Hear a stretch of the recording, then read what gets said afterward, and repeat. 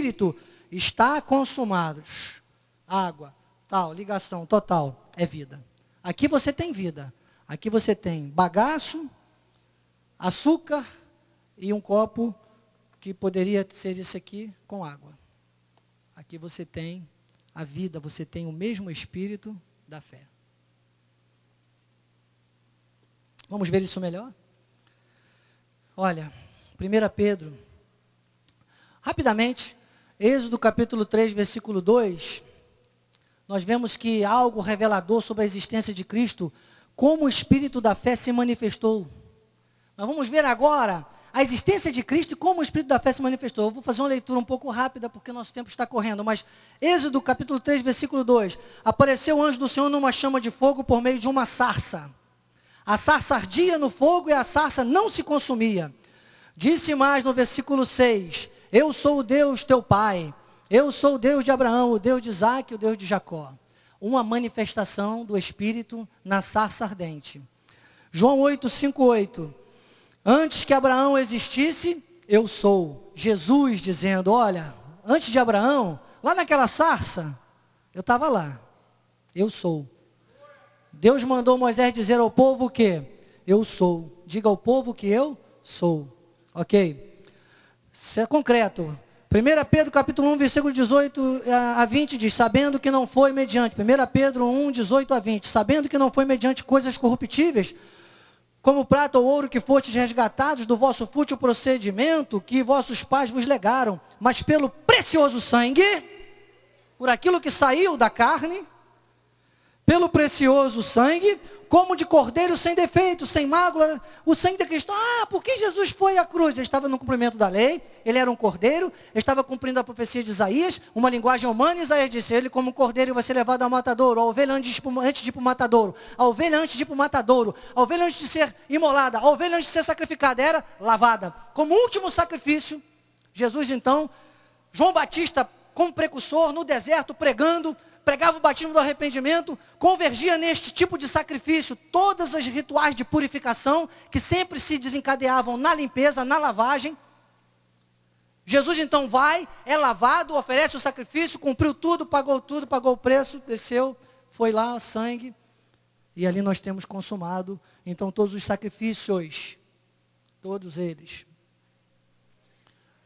Conhecido com efeito, antes da fundação do mundo, porém manifestado no fim dos tempos eternos por amor de vós. Quando o apóstolo vai pregar domingo que vem falando predestinação, ato do amor de Deus, é isso aqui. Ato de amor. Todo escrito, tudo projetado, tudo feito antes da fundação do mundo e manifestado nos nossos tempos. Só nós, com a pregação da graça de Deus, vamos poder manifestar a predestinação como ato de amor, entendendo que nós temos acesso ao suco da laranja. Não precisamos mais de descascar laranja, de guardar sachêzinho, de mandar buscar água para poder fazer a laranjada. Nós já temos.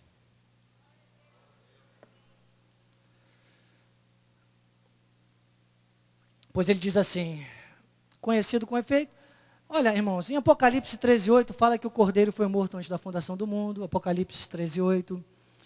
E nós vemos aqui que melhor, né, como eu já citei esses textos todos, que Jesus, na verdade, ele estava cheio do Espírito. Jesus em carne, humano, ele estava cheio do Espírito, mas os discípulos daquela época, o povo, aqueles que viveram com Cristo da carne, não podiam ver isso. Olha só, Lucas capítulo 4, versículo 1 diz assim, Jesus, cheio do Espírito Santo, voltou do Jordão, voltou daquele batismo, e foi guiado pelo Espírito no deserto. Cheio do Espírito Santo. Uma figura que foi a linguagem humana, para aquele povo entender naquela época, uma pomba, e até hoje a igreja acha que o Espírito Santo é uma pomba. Muitas igrejas por aí. Então, foi guiado pelo mesmo Espírito ao deserto. Jesus não foi guiado ao deserto para jejuar. Bispo, pensei que você tivesse esquecido. Não. A Bíblia diz que Jesus foi guiado ao deserto para ser tentado pelo diabo. Mas o que nos importa hoje aqui, e ele foi tentado no deserto várias vezes pelo diabo, só que não está mencionado. Mencionado é quando o diabo, então, atingiu o saco dele, 40 dias sem comer e sem beber, uma fome mortal, o diabo vai dizer, transforma essas pedras em pães, porque está escrito, não sei o que, Jesus disse, mas também está escrito, nem só de pão viverá o homem, e venceu o jejum, acabou com o jejum e tem gente jejuando até hoje. Então, desculpem, os jesuítas, né? Criei aqui um termo, parece um magre. Importante ver aqui que Jesus estava cheio do Espírito Santo e foi guiado pelo mesmo Espírito. Mas os homens não podiam ver. O que eu quero dizer para você é que você hoje está cheio do Espírito Santo e tem que ser guiado pelo mesmo Espírito, que é o Espírito da fé. Tem gente que diz que está cheia do Espírito Santo, mas é guiado por qualquer coisa, por qualquer vento de doutrinas, menos pelo Espírito Santo. Então, o sinal de que alguém está cheio do Espírito Santo é que você olha para ele e vê, essa pessoa está sendo guiada pelo Espírito Santo. Estamos aqui dando algumas receitinhas de bolo. Neste contexto, dizem lá nesse contexto de Jesus, se você for lá no texto, não dá para a gente ler aqui todo, diz que deram a Jesus o livro do profeta Isaías. Deram a ele o livro, livro, biblos, do original grego, biblos, papiro. E quando ele abriu essa parte do livro de Isaías, ele leu Isaías 61, de 1 a 3. Ele leu Isaías 61, de 1 a 3. Plantado pelo Senhor como carvalho de justiça. Vamos ver Lucas capítulo 4, versículo 18. O Espírito do Senhor está sobre mim, pelo que me ungiu para evangelizar. Ungiu para evangelizar os pobres, enviou-me para proclamar libertação aos cativos, restauração da vista aos cegos, para pôr em liberdade os oprimidos. Vamos ver Isaías 61, a fim de que se chame, o versículo 3, a fim de que se chamem carvalhos de justiça, plantados pelo Senhor para a sua glória. Então vimos que o Espírito parava, ora usava um, ora usava outro, vimos algumas formas de atuação e manifestação do Espírito. Vimos a manifestação no ar, na natureza, Vimos que Jesus, até como rocha, alimentou de água, matou a sede do povo no deserto, era Cristo. Então nós vimos aqui várias colocações, mas nesse ápice da revelação, agora nós vamos ver por que Paulo fala e dá um enfoque especial ao mesmo Espírito da fé. Então o eixo do nosso tema começa agora a tomar corpo nesses próximos 10 minutos. E 2 Coríntios 3,17 diz, o Senhor é Espírito. O Senhor é suco de laranja. O Senhor é, desde antes da fundação do mundo, o Senhor é Espírito. Houve uma manifestação em separado para que o povo entendesse Deus na criação, Filho na redenção, Espírito Santo na consolação. Mas o Senhor é Espírito. Vamos beber desse Espírito. Nunca mais você vai esquecer disso, eu te garanto. Olha, João 4,24 diz o quê? Bispo, eu pensei que era você que estava inventando isso. Não. Deus é Espírito. Ok. Deus é suco de laranja. Vamos ler? Vamos ler. Romanos 8,2. A lei do Espírito da vida em Cristo Jesus te livrou da lei do pecado e da morte. Romanos 8,11. Vivificará também o vosso corpo mortal por meio do seu Espírito que em vós habita. Então, vimos o apóstolo Paulo falando que Jesus trouxe uma lei, que é Espírito da vida. Vimos que esse Espírito vivifica, habita em nós. Esse Espírito vivifica, habita em nós. Teria inúmeros textos aqui, irmãos. Inúmeros trechos bíblicos para falar. Mas o relógio realmente me impulsiona para não usar mais que 10 ou 15 minutos para frente, se você me permitir.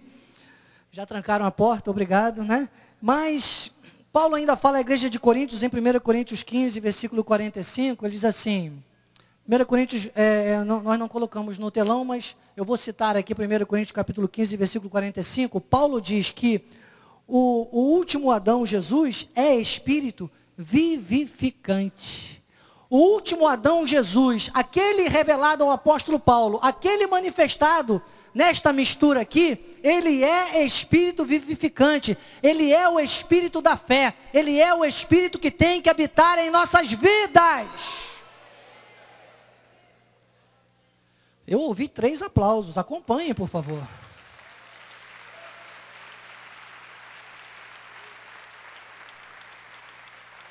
Sim, posso beber minha água, porque ninguém é de ferro também, Mas, diz aqui, como vamos manifestar esse espírito, então, da fé ao mundo? Essa é a pergunta. Ok, bispo, é lindo, é quase que poético, mas não é. é profético. Vamos ver como vamos manifestar esse espírito da fé ao mundo. Vamos ler, né? Vamos ler? Tem já um cara por aí que fala assim, vamos ler?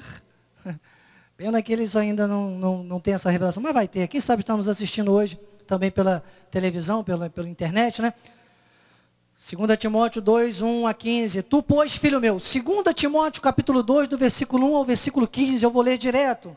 Ele diz, tu, pois, filho meu, fortifica-te na graça que está em quem? Em Cristo Jesus. E o que de minha parte ouviste através de muitas testemunhas, isso mesmo transmite a homens fiéis e também idôneos para instruir a outros. É o que o apóstolo faz e os bispos aprenderam e estamos aqui fazendo. Participa, nenhum soldado, vou pulando assim, você vai me acompanhando, valeu? Obrigado. Somos uma dupla imbatível.